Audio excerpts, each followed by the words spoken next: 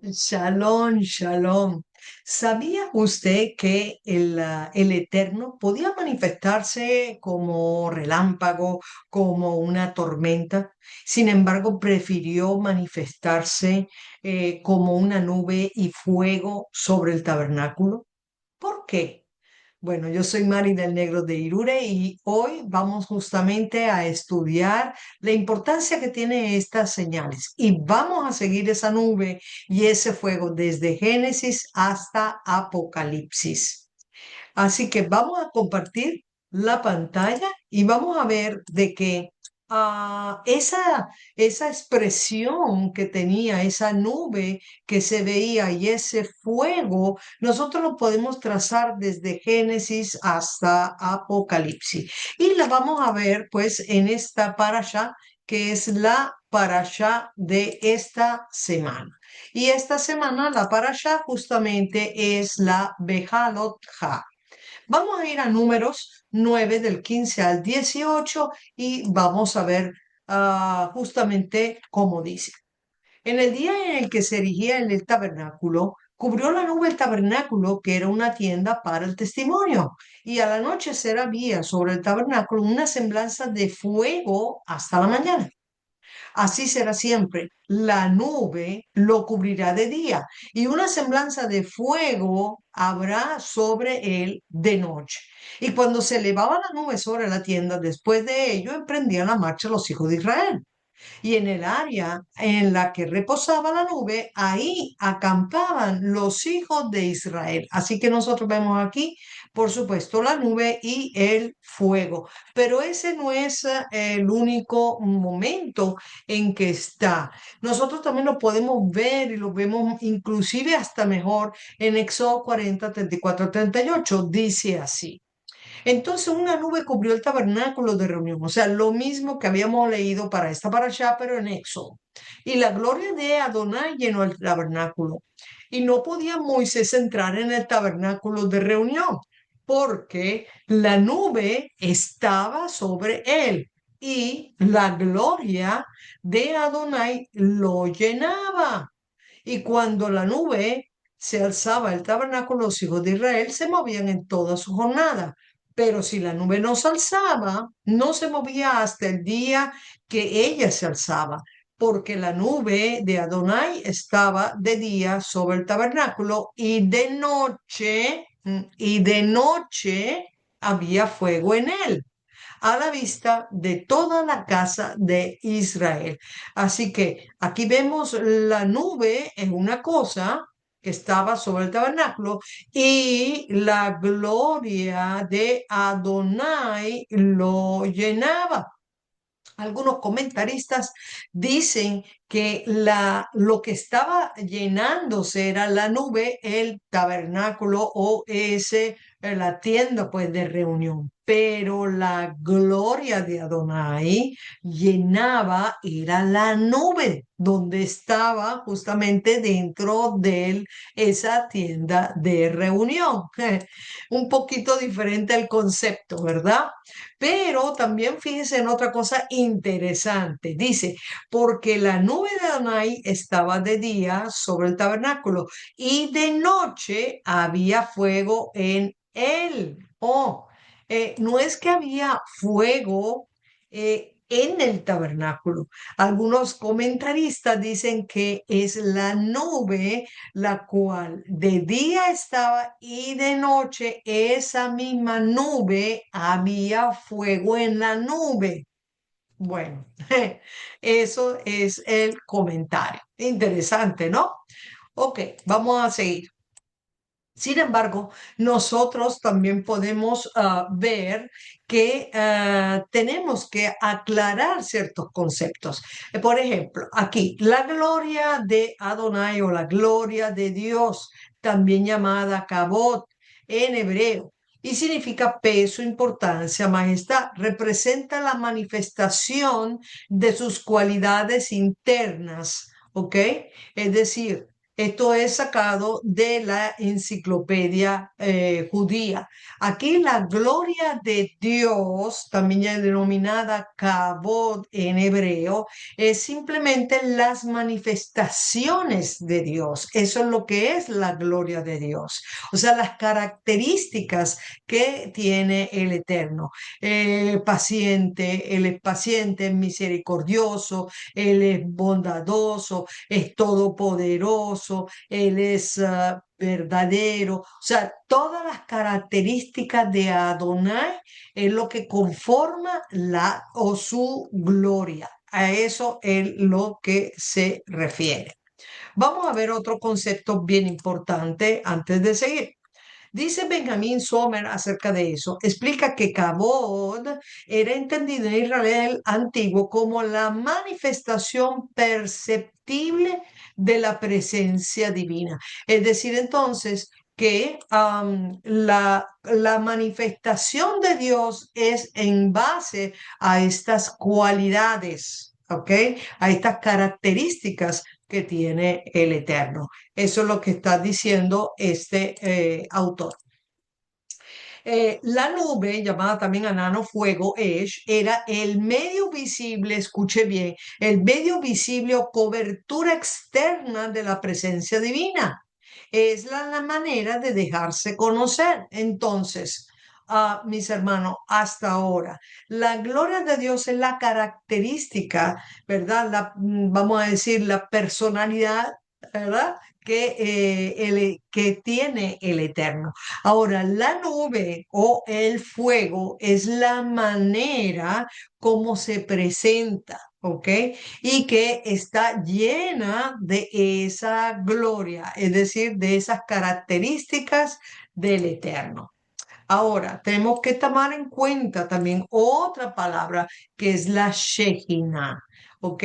Este Shekinah, según Gerson Scholem, y dice que la Shekinah es un término técnico rabínico. Escuche bien, es un término técnico rabínico para describir la presencia de Dios, pero habitando entre los hombres o manifestándose en un lugar. Por eso es que en Éxodo 25:8 dice, y harán un santuario para mí y habitaré, la palabra es Shakán, de donde se debería Shekinah, en medio de ellos.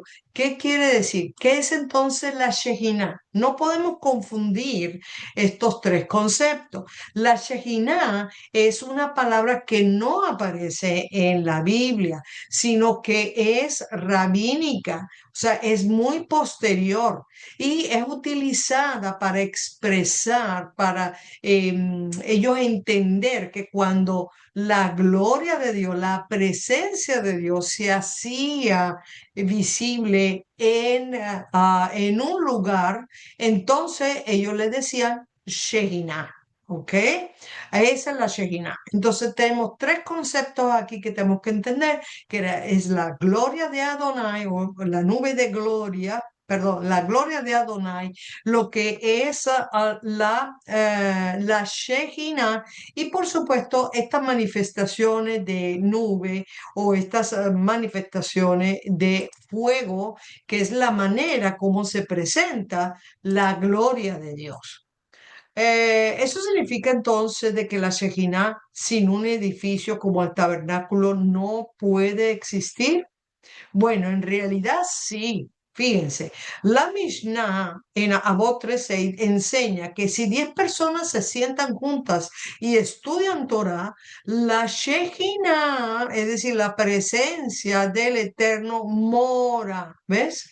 Es la manifestación, es de lo que es el Eterno manifestándose en un lugar, mora entre ellas. También el Talmud Babli en Berajot 6a dice, cuando tres se sienten como jueces, la Shejinah está con ellos. Entonces, fíjense que la Shejinah, la presencia, el habitar, el que Dios quiera habitar en un lugar, aquí como lo vimos, pues era cuando 10 personas están unidas estudiando la Torá. Aquí no hay un templo, aquí no está el tabernáculo. Así que no se necesita realmente un tabernáculo para que se vea o exista pues eh, la, la Shekinah. ¿Ok? Ahora, las manifestaciones de la Shekinah. Ok, fíjense que si justamente la Shekinah es la presencia de Dios habitando entre los hombres, ok, según el Talmud Babli, la Shekinah reposaba en Israel mediante las nubes de gloria. Es decir, ahora que también, inclusive la enciclopedia judía le explica mejor, dice que la Shekinah puede manifestarse mediante sonido, luz, brillo, fuego, nube, etcétera. Entonces, bien importante, si la Shekinah es la presencia de Dios habitando en un lugar, ella se puede presentar de diferente manera, ¿ok? O bien por un sonido, o bien por una nube, o bien por fuego, ¿ok? O también se podía presentar, por ejemplo, como un brillo o luz. Entonces, hasta ahora, mis hermanos, la gloria de Dios o Kabod es la presencia divina del Eterno. La Shekinah es la presencia, pero habitando, estando en un lugar determinado. Y la nube y fuego o brillo, ¿verdad? O luz son las manifestaciones visibles, las manifestaciones externas de esta Shekinah. Ok, pero para entender mejor, justamente, tenemos que ver un poquito de la cultura y por eso, pues, elegí la esfera que nos enseñó nuestro maestro Rico Cortés, la esfera de cultural, ¿verdad? Y vamos a ver que en el antiguo Medio Oriente, cómo ellos podían entender justamente la manifestación de sus dioses. ¿Cómo ellos lo veían?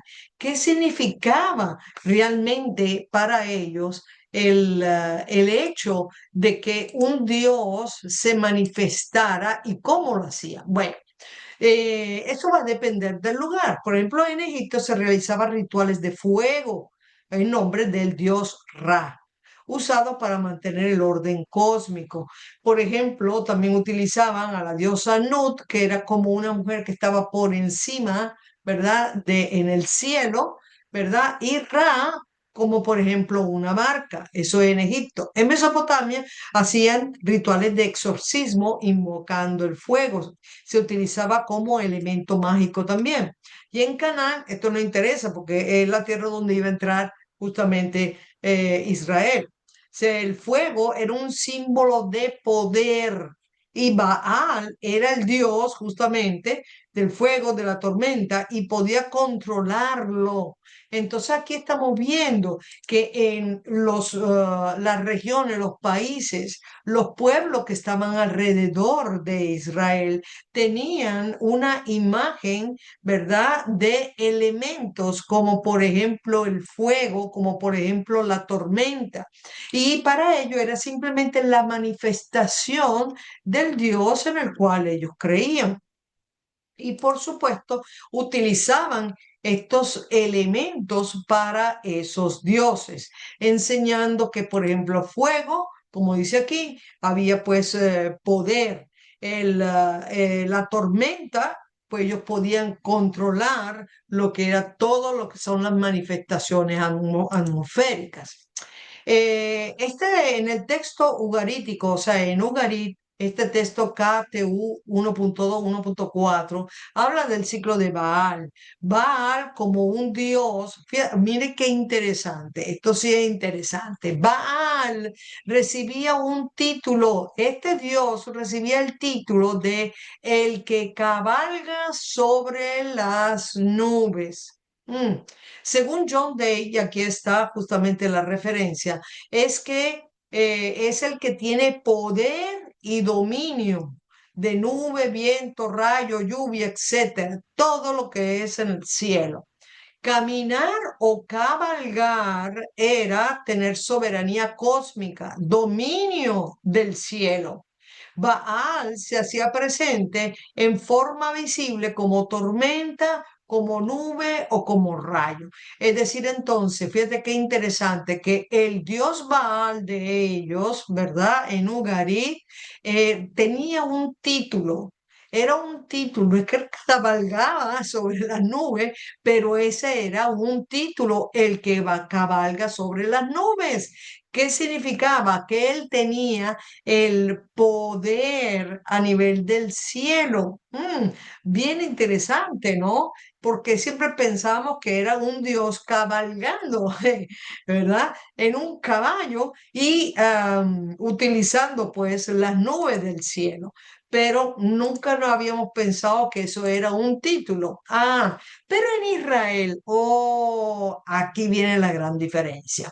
En Deuteronomio 33:26 dice, no hay como el Dios de Jesurum, o sea, de Jerusalén, quien cabalga sobre los cielos y sobre las nubes con su grandeza. ¡Ja!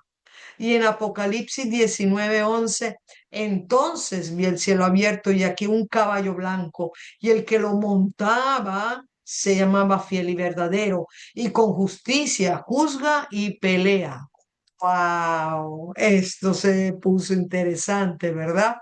Es decir, entonces que ese título que manifiesta o hace referencia al que está en el cielo, al que tiene el poder, ¿verdad? En la Biblia, nadie, ningún dios de Egipto, de Mesopotamia o de Ugarit tienen el poder que tiene el Dios de Israel. Él es el que cabalga sobre las nubes, ¿no? Bien interesante lo que estamos viendo en cuanto a fuego y en cuanto a nube. Seguimos, pero no hemos contestado la pregunta. ¿Por qué nube o fuego? ¿Por qué no eligió un relámpago? ¿O por qué no eligió la nube o lo que es, perdón, el viento o la lluvia? Bueno, los dioses, ¿verdad? Por lo menos de Mesopotamia, habían el Enlil, que es un dios sumerio. Fíjate cómo lo llamaban el señor de los vientos, este que está aquí.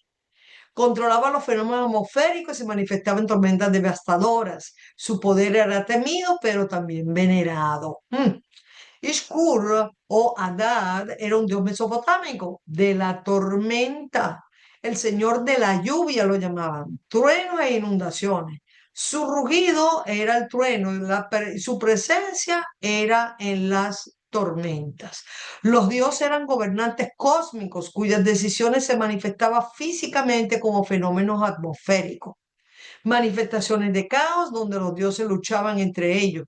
Y los sacerdotes de ellos estudiaban e interpretaban las nubes como presagio y el mensaje de los dioses. Entonces vemos que los dioses de Mesopotamia eran los dioses de la tormenta. Se llamaban los dioses de la tormenta. O sea, cuando venía una tormenta, cuando se veía un rayo, cuando llovía, ¿ok?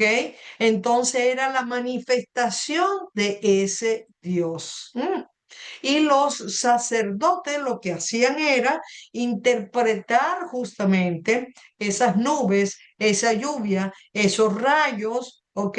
Para ver qué es lo que quería ese Dios. Y no solamente eso, el rayo, el fuego, era un juicio, ¿verdad? Que hacía pues contra los seres humanos. O sea, eran tan caprichosos estos dioses que hasta peleaban entre ellos.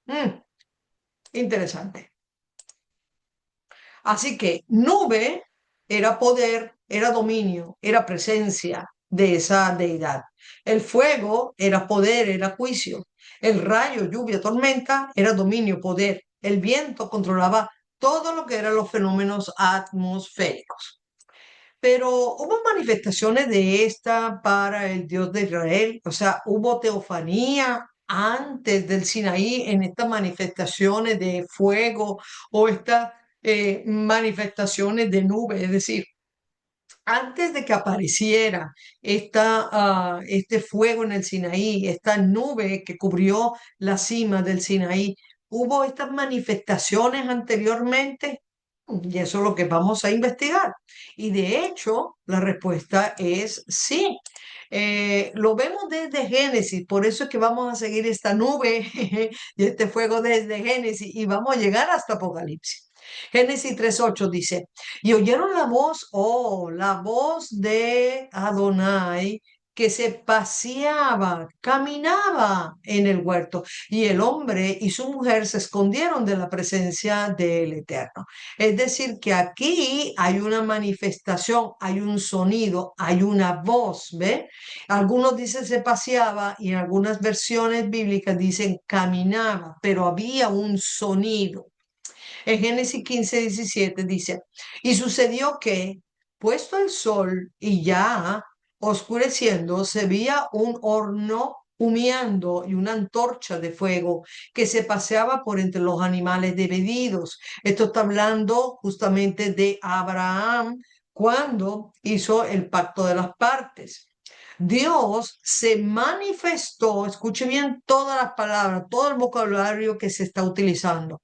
Dios se manifestó ante Abraham como un horno humeante y una antorcha de fuego al confirmar el pacto. Wow. Así que ya tenemos aquí sonido como voz o sonido de caminar. Aquí vemos fuego, ¿verdad? En Génesis 15. Y Dios se manifiesta como un horno humeante, humo, ¿verdad? Y aquí lo interesante es que para confirmar el pacto. Éxodo 3:2-5 dice, el ángel de Adonai se le apareció en una llama de fuego en medio de la zarza. Oh, aquí está hablando es de Moisés, cuando el Señor se manifiesta, o sea, en una teofanía y se manifiesta con fuego en una zarza ardiente. Otra más, Éxodo 34:30. Aarón y todo Israel miraron a Moisés y aquí la piel de su rostro era ¿qué? Resplandeciente. Aquí entonces se ve como brillo. Voy para atrás. Recordemos, ¿verdad? Que habíamos dicho que la Shejina se puede manifestar como sonido, luz, brillo, fuego, nube, etcétera. Interesante. Fíjense la primera aparición de la nube y el fuego. Está en Éxodo 13, 21 y 22, pero la aparición junta, nube y fuego. Y Adonai iba delante de ellos de día en una columna de nube para guiarlos por el camino, y de noche en una columna de fuego para alumbrarles, a fin de que anduviesen de día y de noche. Nunca, repito, nunca se apartó de delante del pueblo la columna de nube de día, ni de noche la columna de fuego. Wow, bien interesante, porque aquí está uniendo nube y fuego al mismo tiempo. Y es la primera vez que aparecen juntos y lo vamos a ver inclusive más adelante. Nahum Sarna dice que la nube revelaba y ocultaba al Eterno, mostraba su presencia, pero protegía al ser humano de una manifestación demasiado intensa. Pero ¿por qué entonces escogió la nube y el fuego? Ambas, tanto nube y fuego, comunicaban algo muy específico sobre el Dios de Israel en relación con su pueblo. La nube representaba poder, dominio, cubría, daba sombra, guiaba, envolvía, protegía. En la mentalidad hebrea antigua, el descender la nube, o sea, el que viniera del cielo la nube, ¿verdad? Y cayera y estaba en un lugar, comunicaba que Dios estaba cerca, quería morar con ellos, pero seguía siendo santo y trascendente.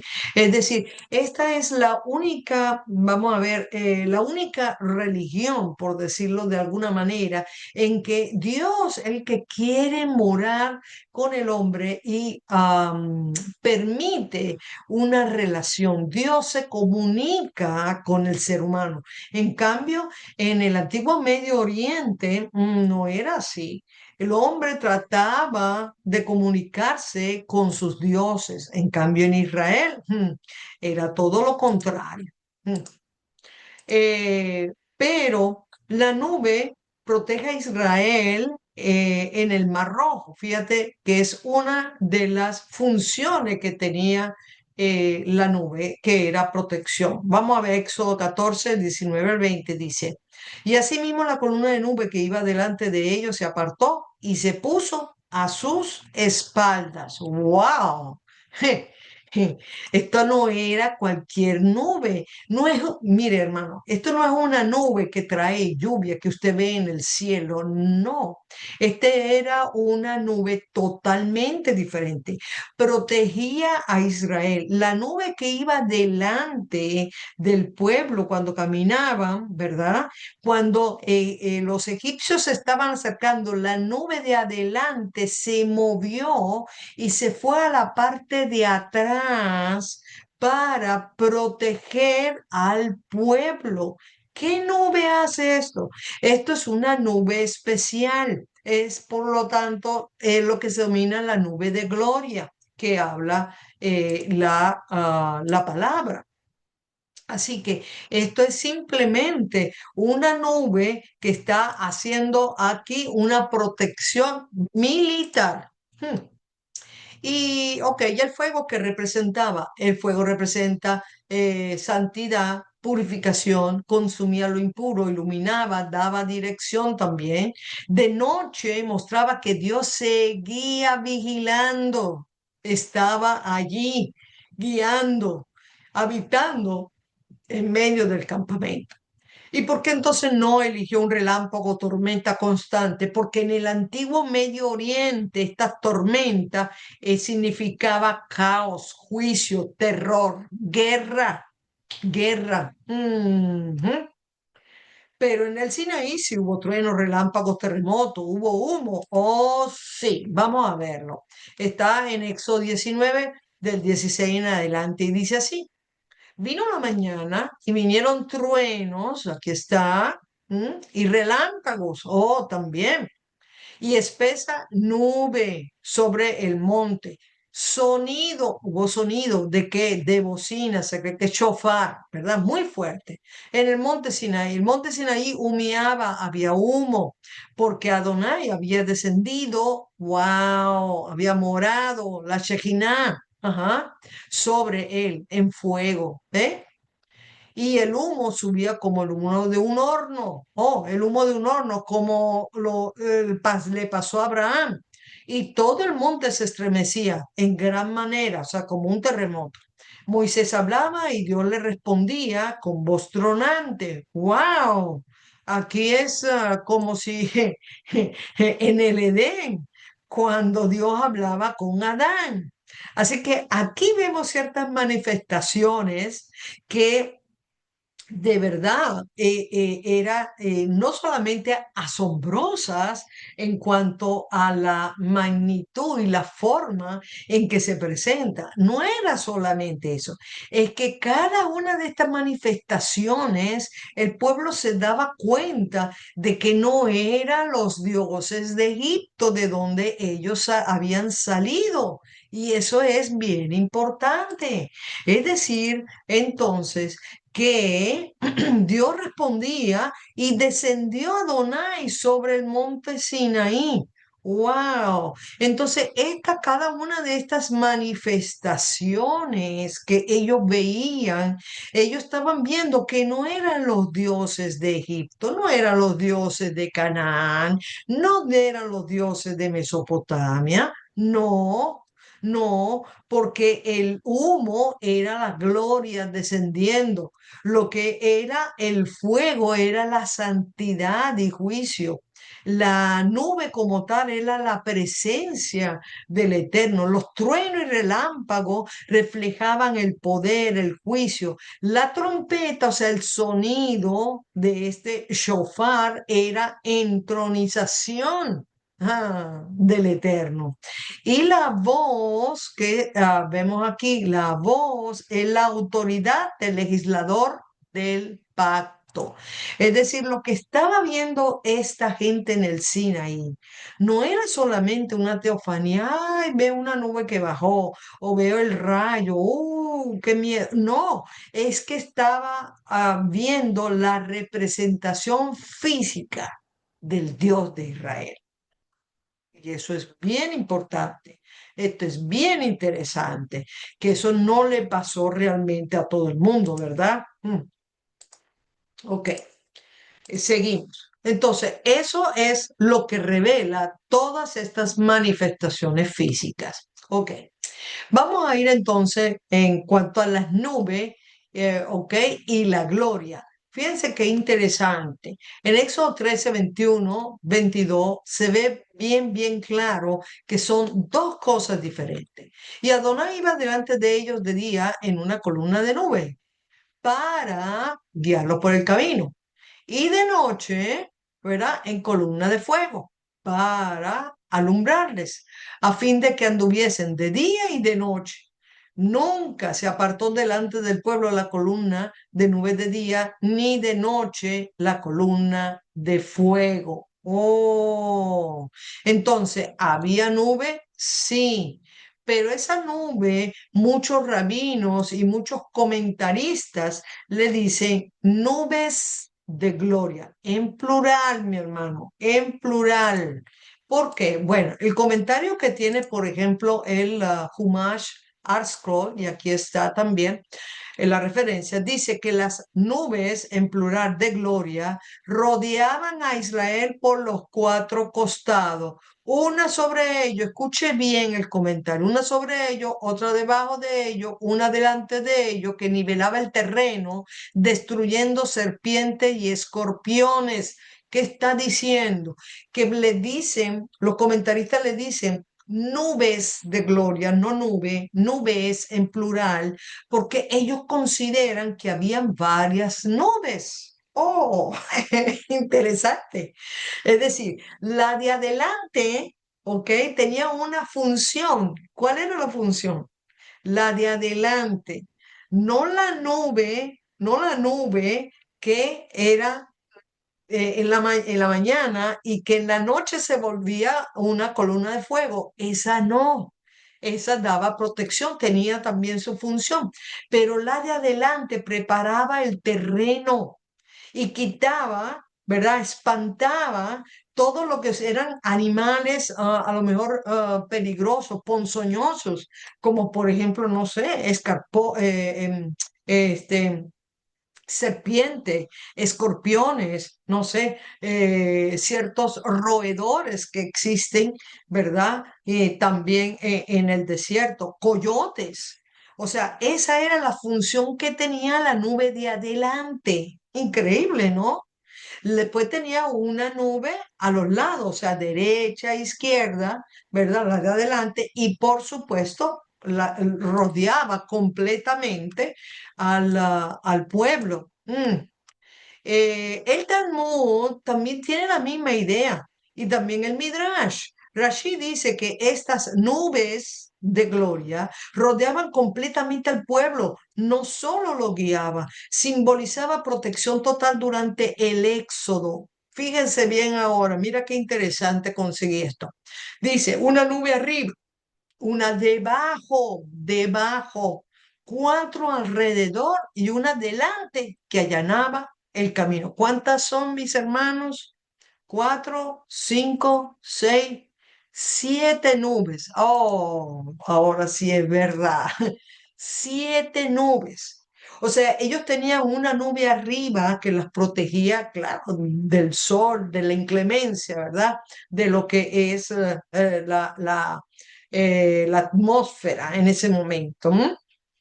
La inclemencia del calor, la inclemencia de lo que es el sol, pero tenía también alrededor, ¿verdad? Adelante, atrás, ¿verdad? A los lados, o sea, norte, sur, este, oeste. La de adelante preparaba el camino, porque si había muchas rocas, pues bueno, acuérdense que habían ancianos, habían niños, habían carretas, habían animales, iba preparando el camino. Mira qué interesante. Pero también había una nube abajo y esa nube abajo lo que hacía era, le daba confort al pueblo, es decir, podían caminar y era como que suavizaba pues de alguna manera el camino, era como, como tener una alfombra y caminar sobre una alfombra. Wow, definitivamente. Wow. Aquí es una representación de lo que hemos dicho, ¿verdad? La nube de día y el fuego de noche, pero había una nube adelante que los ayudaba y preparaba el camino. A los lados también había nube y abajo en el piso de los pies también había nube. Según Jacob Milgrams, y aquí está de este libro, del GPS, Torah Commentary, dice que la presencia divina cuidaba cada aspecto de la vida de Israel en el desierto. Pero ¿qué pasó con la nube? Oh, lamentablemente, después del becerro de oro, amenaza el Eterno con no ir con el pueblo más. La tienda de reunión, la tuvieron que sacar fuera del campamento. ¿Por qué? Bueno, porque se corrompió. La gente se corrompió. Hicieron ese pecado del becerro de oro. Por lo tanto, vamos a decir que el campamento en sí ya no tenía la misma santidad. Así que la tienda de reunión fue sacada fuera del campamento. Ya la nube, ¿verdad? Se apartó del campamento, ¿verdad? Y por supuesto, Moisés tuvo que subir y él como intermediario, pues, rogarle al Eterno nuevamente que los perdonara. Así que, después de que sucedió eso y Moisés habla con el Eterno, vemos en Éxodo 25:8 y dice, y harán un santuario para mí y habitaré en medio de ellos. Esto es bien importante, mis hermanos, porque es la manera oficial que el Eterno está diciendo, ahora voy a morar nuevamente con mi pueblo. ¿Ok? Parece un versículo muy corto, pero eso es lo que quiere decir. Y es bien importante porque ahí se vuelve a restablecer el pacto. Fíjense, Éxodo 40, 34, 35, ¿verdad? Acuérdense que la nube al principio estaba aquí en el Sinaí, cuando lo vieron, ¿verdad? Los truenos, relámpagos, todo. Pero esa nube llena el tabernáculo recién terminado. Una vez que él pide que se le haga el tabernáculo, esa nube ahora que se presentó ahí en el Sinaí, ¿verdad? Llenó todo el tabernáculo. Y fue como una ceremonia de inauguración, dicen los comentaristas. ¿Por qué? Porque ahí es donde el rey toma posesión oficial del palacio o del templo. Su entrada fue visible. Es como tener una firma donde demostraba la aceptación del lugar. Era la señal de reconciliación y de restauración del pacto. Es decir, que el hecho de que ahora la nube estuviera en este tabernáculo, ¿ok? Era la firma prácticamente de Dios para decir, definitivamente voy a estar con mi pueblo y los voy a acompañar. Era la restauración, ¿ok? De esa relación, de ese pacto que se había roto. Bien importante. Así que Nahum Sarna dice que la gloria llenando el tabernáculo indica que Dios tomó posesión del santuario como su residencia terrenal. Ahora, la nube y la gloria de Dios. Estas son dos cosas diferentes, ya nosotros lo habíamos dicho, ¿ok? Y varios textos aparecen y se ve justamente que son dos cosas diferentes. En varios textos las nubes aparecen juntas. Éxodo 16:10, fíjense.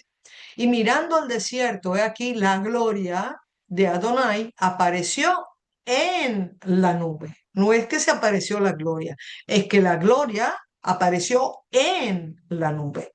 Éxodo 40:34. Entonces la nube cubrió el tabernáculo y la gloria de Adonai llenó el tabernáculo. ¿Ve? Éxodo 16:10. Y hablando a Aarón, a toda la congregación de los hijos de Israel, miraron hacia el desierto y aquí que la gloria de Adonai apareció otra vez en la nube. ¿Ve? Son dos cosas diferentes. Seguimos. Éxodo 24:15-17. Entonces Moisés subió al monte y una nube cubrió el monte y la gloria de Adonai reposó sobre el monte Sinaí. Y la nube lo cubrió por 6 días. Y al séptimo día llamó Moisés en medio de la nube. Y la apariencia, otra vez, la apariencia de la gloria de Adonai era como un fuego abrasador en la cumbre del monte a los ojos de los hijos de Israel. Levítico 16:2. Di a Aarón tu hermano que no en todo momento entre en el santuario detrás del velo, delante del propiciatorio que está sobre el arca para que no muera, porque yo apareceré, o sea, aparece la Shejinah en la nube sobre el propiciatorio, ¿ve? Son dos cosas diferentes. Aquí tenemos muchos versos en donde vemos que prácticamente ese humo, lo que llamar o vapor, ¿verdad? Era el trono móvil de la presencia divina. La gloria y la Shekinah desde el Sinaí hasta Apocalipsis. Wow, ya vimos que la gloria es una cosa, ¿verdad? Que se manifiesta en nube, fuego, luz, etcétera. Y la Shekinah es la misma presencia, pero cuando habita con los seres humanos. Pero aquí lo sorprendente, mi hermano, es que cuando nosotros trazamos estas dos palabras hasta el Nuevo Testamento, ¡ja! Nos damos cuenta que utiliza el mismo lenguaje. Vamos a verlo. Por ejemplo, aquí en Juan 1:14 dice, y el verbo se hizo carne y habitó entre nosotros y vimos su gloria. ¿Ve? Una cosa es que habita, la Shejinah habitando, estando entre los seres humanos. Y entonces es que se ve la gloria. Son dos cosas diferentes. Aquí la palabra habitó cuando lo busca en griego es eskenosen. Puso su tabernáculo, acampó entre nosotros.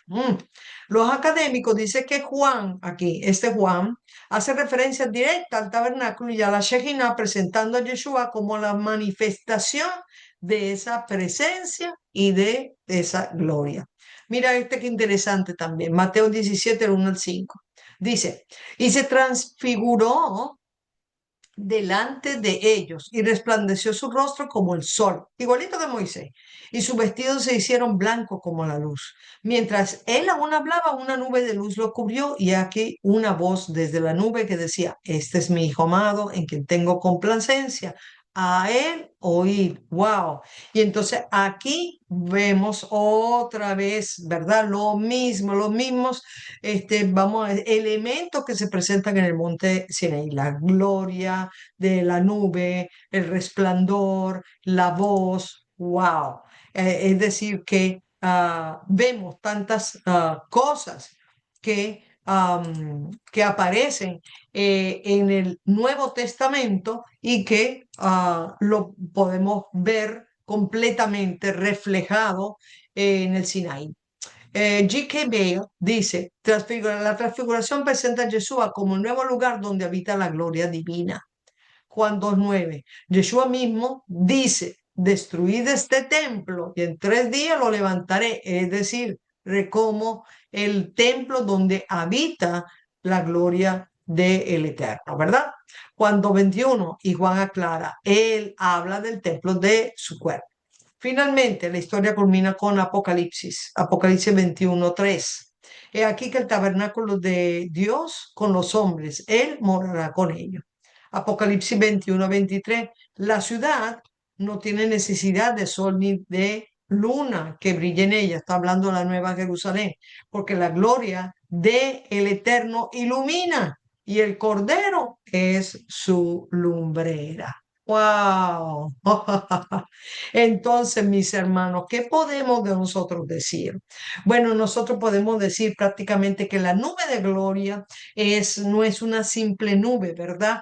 Que prácticamente representa lo que es la presencia del Eterno, que el fuego, lo que es un relámpago, lo que es nube, lo que es sonido, prácticamente es la presencia del Eterno y que se reveló en el monte Sinaí como el Dios supremo, como la entronización de Dios, como el dueño y el Dios creador de todo el cosmos y que prácticamente en el Nuevo Testamento presenta a Yeshua como justamente el cumplimiento de lo que es esa gloria y la presencia del Eterno que puede estar en nosotros. Así que la gloria o cabot es justamente la manifestación, ¿verdad?, de el Eterno y son las cualidades de Él, mientras que la nube o cualquier otra señal que se presente es el medio visible del cual podemos ver la presencia divina. Espero pues que esto haya ayudado un poquito más a entender lo que son las nubes de gloria y estas manifestaciones físicas. Shalom, shalom.